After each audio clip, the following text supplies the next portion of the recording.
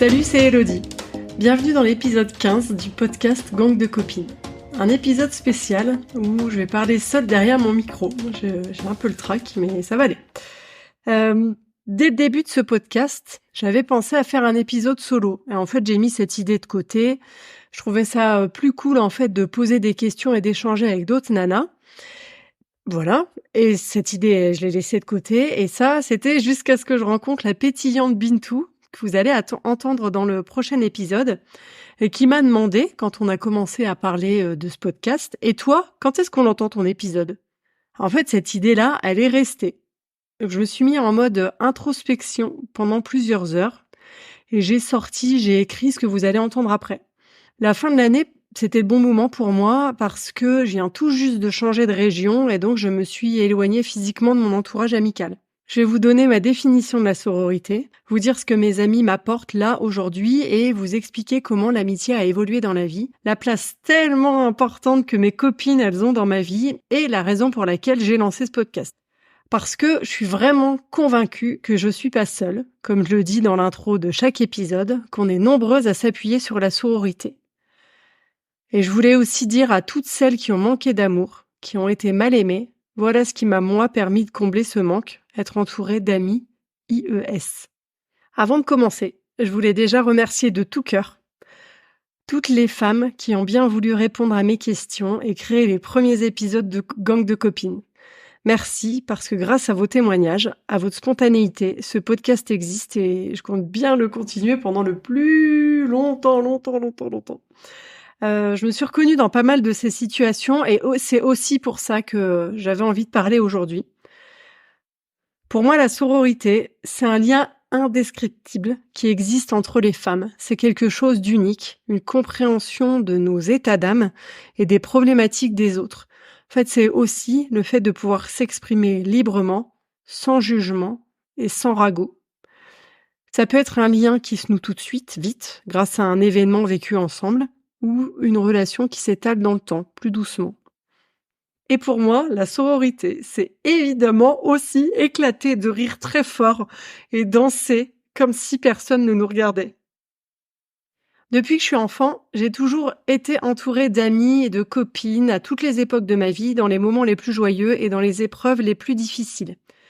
Je me souviens de l'école primaire, toute la bande de l'école, les copines qui habitaient dans le même village et avec qui on allait en car à l'école et puis au collège. On jouait ensemble dans la cour de récré, on allait en vélo chez les unes et chez les autres, on dormait chez l'une ou l'autre. On écoutait les Spice Girls et les To Be Free, on essayait de reproduire leur chorégraphie même. Bon, c'était à la campagne à une autre époque, je pouvais monter sur mon vélo, faire 10 km pour aller chez ma copine sans que ce soit inquiétant. Ouais, en plus des amis de l'école, il y a eu seuls des villages alentours, celles et ceux qui venaient en scooter et avec qui on se retrouvait à l'arrêt des cars pour fumer des clopes. On ne faisait pas grand-chose, des balades, des discussions, des feux de camp. C'était l'heure des premières amourettes, mais aussi des premières trahisons. La copine qui te pique son mec, devant qui tu gardes la face en faisant comme si ça n'avait pas d'importance. C'était l'époque où je faisais semblant que tout allait bien tout le temps, alors que chez moi et à l'intérieur de moi, c'était l'enfer. Mes parents avaient une relation difficile qui prenait trop de place dans la famille, dans leur tête. Je crois qu'ils avaient plus assez d'énergie pour bien m'entourer d'amour. Aujourd'hui, je suis en paix avec cette situation. J'ai fait ce qu'il fallait pour l'être, mais forcément, ça a impacté mes relations aux autres. Je suis allée chercher l'amour ailleurs, en m'entourant toute ma vie d'amis. Comme l'a dit Iris dans l'épisode 14, les amis, c'est vraiment la famille qu'on choisit. Ça me fait penser à une femme qui a une place spéciale dans mon cœur, une ex-compagne d'un membre de ma famille qui a une place vraiment spéciale pour moi. C'est aussi ça pour moi la sororité, ne pas écarter quelqu'un avec qui je m'entends bien uniquement parce que son contexte évolue. Tant qu'on partagera les mêmes valeurs, on fera toujours partie de la même famille. Ah oui, et j'en profite aussi pour faire une autre parenthèse. Évidemment, j'ai aussi des amis hommes qui ont une place et qui ont eu une place et un rôle décisif à certains moments de ma vie. Et un poteau en particulier avec qui on se marre beaucoup et qui est aussi un soutien incroyable à des moments clés. Merci pour tes coups de pied au cul et ta façon de dédramatiser si facilement certaines situations. C'est marrant, mais en disant cela, je m'aperçois que j'ai pas du tout les mêmes relations amicales avec les hommes et les femmes. Je n'oppose pas les types de relations, mais juste je me rends compte que c'est plutôt différent. Pour en revenir à mon adolescence, au lycée, j'ai gardé certaines relations et celles qui sont parties plus loin sont un peu étiolées. Il n'y avait pas l'internet et on s'écrivait des courriers, mais le flot de la vie a fait qu'on s'est éloigné petit à petit. J'ai renforcé les relations avec certaines amies et j'ai fait de nouvelles connaissances. Et rien n'est jamais joué d'avance. Je suis toujours en contact avec une amie de lycée. J'ai pas l'impression qu'on aurait pu prédire que toutes ces années plus tard, on allait encore être amis et se débrouiller pour essayer de garder le lien, même en étant à des milliers de kilomètres l'une de l'autre. L'étape qui, pour moi, a marqué le changement le plus important dans mes amitiés d'enfance, c'est le passage, après le bac. Je me souviens très bien du grand tournant de l'été entre, le bac et la suite des études et de la rentrée. Les amis du lycée qui redoublent, ceux qui restent, ceux qui partent beaucoup plus loin et heureusement, c'est l'époque incroyable où on a commencé à avoir des téléphones portables. C'est, très difficile d'être parachuté dans une nouvelle ville quand on a 18 ans, quand on connaît personne. Moi, j'ai eu de la chance parce que j'ai continué en BTS dans un lycée, donc dans une petite classe où on n'était pas très nombreux et je me suis rapidement fait des amis. Mais je me souviens que pour mes copines qui sont parties à la fac avec énormément de monde où elles croisaient pas souvent les mêmes têtes, ça a été, assez dur. Et donc, c'est en BTS que j'ai rencontré Amandine, que vous avez écouté dans l'épisode 3 et qui rend un hommage poignant à Sandrine. Qu'est-ce qu'on a rigolé! Et c'est toujours le cas aujourd'hui évidemment, mais à l'époque, entre les cours d'éco, la saxo bic et écouter Kyo dans la voiture, la piscine, les déjeuners dans mon studio, enfin voilà, ça c'est les trucs les plus importants de cette période et il y a un truc magique dans cette relation, c'est qu'on s'est retrouvés par hasard des années plus tard et je revois vraiment ce moment où ton mari m'a interpellée dans la rue et puis à partir de ce moment-là, on s'est plus quittés. On se voyait pour un resto, pour passer du temps les samedis après-midi avec les enfants et tu m'as même offert une sacrée place dans ta famille. Après, ce BTS, j'ai continué mes études à Paris et c'est là où j'ai rencontré celle avec qui tout est si facile, fluide, avec qui on peut parler à cœur ouvert et de tous les sujets. Il y a un niveau de compréhension incroyable face à l'anxiété et aux peurs qu'on a dans nos relations amoureuses et amicales, parce qu'on a toutes les 2 grandi avec, des blessures particulières, un contexte un peu spécial. On partage nos états d'âme sans tabou et c'est vraiment libérateur. Toi aussi, tu m'as intégrée dans ta famille et tous ensemble, on a partagé des moments incroyables. On se voit quelques fois par an et à chaque fois, c'est comme si on s'était quitté la veille. La connexion se fait en 5 minutes. Voilà et donc après, ces études à Paris, je me suis installée à Lille pendant 16 ans. Donc je vais pas vous faire la chronologie là de toutes mes amitiés, ça serait interminable. Mais il y a 3 circonstances amicales, qui m'ont marquée: le boulot, le sport et la fin de certaines relations. J'ai bossé pendant 14 ans dans la même boîte. Donc forcément, il y a certaines collègues qui sont devenues des amies, certaines personnes qui ont quitté l'entreprise avant moi, on a continué de se voir, un temps et puis après, la vie se remplit, on a du mal à trouver du temps dans l'agenda et au fil des mois et des années, les relations se sont parfois, amoindries jusqu'à disparaître et puis il y a aussi eu des amitiés, inattendues. Mélanie, qu'on entend dans l'épisode 4, on a bossé ensemble pendant, plusieurs années et pareil là, rien ne nous prédestinait à continuer cette amitié en dehors du taf et pourtant, tu as vraiment une place tout à fait particulière dans ma vie et dans mon cœur. Avec toi aussi, il y a des parallèles étonnants dans nos vies et je te souhaite tellement, tellement, tellement de bonheur. Au boulot, j'ai aussi rencontré une confidente, un pilier quand j'ai senti ma vie perso se fracasser et quand ce job m'a fait sombrer. On a partagé plein de moments où on a remis de la joie dans nos vies, ensemble, l'une pour l'autre. Plein de moments où on a décidé de faire confiance à la vie, de continuer à avancer, de pleurer, de rigoler, de discuter, d'être juste là, en étant simple, comme tu le dis. J'oublie pas toutes les autres nanas que j'ai rencontrées quand j'ai bossé dans cette boîte. On s'est beaucoup apporté les unes aux autres, je crois. L'autre circonstance dans laquelle je me suis fait plein d'amis pendant toutes ces années, dans la métropole lilloise, c'est le même club de sport que j'ai fréquenté pendant 12 ans. J'avais une petite routine dans ce club qui m'a permis de croiser régulièrement, les mêmes personnes et à la base, le gang de copines, ça vient de 3 nanas.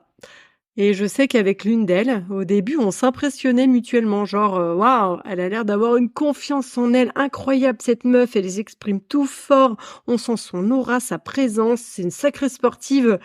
Bon, je me sens un peu intimidée là à l'idée de lui parler. Et bah aujourd'hui, bon, c'est bon, il y a plus de barrière. Tu m'as accueilli tant de fois, tes mots sont souvent si justes, on peut tout se dire. Bon, je sais que tu veux pas, participer à ce podcast, mais franchement, c'est dommage parce que je sais que tu aurais des tonnes d'anecdotes amicales à raconter. Je dis ça juste au cas où, hein. Évidemment, je ne peux pas parler du sport sans parler de mon crush amical avec Méline, de l'épisode 1. C'est une amitié assez récente finalement qui est née il y a 2 ans, et qui s'est construite sur un coup de tête. Tiens, et si on partait au bout du monde en vacances ensemble dans un mois? Allez hop! Et on a passé une semaine à se marrer, à se raconter nos vies et cette amitié a été partie, quoi. On s'est livré, on s'écoute beaucoup, enfin on se livre, on s'écoute beaucoup. Il y a des grandes séances entre nous de vidage de sac qui font, énormément de bien et meuf, tu juste géniale et j'aimerais que plus jamais tu laisses qui que ce soit t'en faire douter. Toujours dans ce club, j'ai rencontré une autre amie en mode crush amical il y a plusieurs années. On est vite parti du sport pour se voir en dehors. On a passé des tas de moments entre filles, des déjeuners juste pour nous et des jolis moments avec ta grande famille. Et j'aimerais trop, trop qu'on prenne le temps de te mettre derrière ce micro. Le sport, je peux pas conclure non plus sans parler de Perrine, que je connais un peu moins, mais qui a accepté volontiers de participer aussi à ce podcast. Et c'est la coach qu'on entend dans l'épisode 10, qui a un sacré chemin pro devant elle. Elle vit de sa passion et vraiment, moi, ça m'épate. Pendant cette période de ma vie où j'habitais dans le Nord, j'ai aussi des amitiés qui sont nées, qui ont grandi et qui sont maintenant arrêtées, à mon initiative ou non. De façon parfois radicale et sans explication et à d'autres reprises de façon plus diffuse. Il y a eu des grands moments de la vie où j'ai eu besoin de mettre fin à des relations juste pour moi, parce que je sentais soit un déséquilibre, soit un lien malsain, que j'avais besoin de tourner des pages dans ma vie. Je sais, j'ai passé beaucoup, beaucoup de temps avec certaines de ces personnes, j'oublie rien. J'ai des souvenirs incroyables, j'ai vécu des moments magiques, épiques, mais parfois, les histoires doivent avoir une fin. Je rentre volontairement pas dans les détails parce que je regrette rien, ni les moments passés ensemble, ni le fait que ces relations se soient arrêtées ou distendues. Je suis profondément convaincue qu'on doit jamais se sentir obligé de rester ami avec quelqu'un, peu importe la durée ou la circonstance de l'amitié. On évolue toutes et tous et c'est ok de se dire qu'on prend des chemins différents. Je sais que je le dis un peu avec des trémolos dans la voix parce que j'ai passé des moments incroyables avec certaines de ces personnes et que je les reverrai probablement jamais. Il y a une pointe de nostalgie qui est plutôt saine.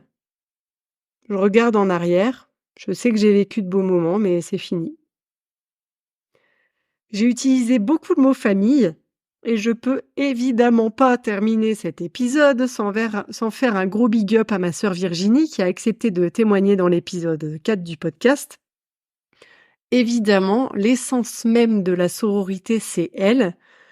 On est unis par un lien de sang, par un vécu commun vis-à-vis de nos parents, de notre famille. Mais évidemment, c'est ça le plus important pour moi. Notre relation à toutes les deux, elle dépasse tout ça. Quoi qu'il arrive, on sera toujours là l'une pour l'autre. On se l'est promis et j'ai une confiance totale en cette promesse. Avant de conclure, j'ai aussi envie de dire un petit mot sur les copines entrepreneurs, parce que quand on bosse solo depuis chez soi, on peut vite se sentir seul. Et heureusement, il y a des super initiatives comme Femmes des Territoires ou Little Big Women dans le Nord qui permettent de recréer du lien avec d'autres femmes qui rencontrent les mêmes problématiques financières, organisationnelles, voilà. Je sais que vous écoutez parfois, alors je vous fais un gros béco aux entrepreneurs et aux mentors, ainsi qu'à toutes les entrepreneurs qu'on a entendus dans ce podcast et qui m'ont apporté leur écoute ou leurs conseils pendant le début de ma vie de bébé entrepreneur. J'avais en tête cette idée de contenu sur l'amitié féminine depuis plus d'1 an avant de le sortir. Grâce à ce podcast, je me nourris des expériences et des témoignages de femmes uniques et unies grâce à la sororité. Épisode après épisode, je mesure l'impact de la sororité dans les moments heureux et malheureux de la vie. Dans la mienne et dans la leur, et je suis sûre que toi aussi qui écoutes, tu as vécu des moments extraordinaires avec d'autres femmes, ressenti des liens entre vos vies, un niveau de compréhension magique, expérimenté la solidarité dont parle Céline dans l'épisode 13. Je continue à trouver ça beau, fort, extrêmement puissant. On a ce truc, nous les meufs, cette connexion entre nous, de sœur à sœur, de cœur à cœur. On doit l'entretenir, le chérir, le nourrir, le cultiver. Parce que c'est beau et parce que je suis convaincue qu'on a besoin de ça. On a besoin les unes les autres. Des humaines qui se soutiennent sans regarder les origines, les croyances et différences. Simplement s'accueillir pour un moment dans la vie, l'une de l'autre, se faire grandir et avancer. Merci. Merci à toutes les femmes dans ma vie.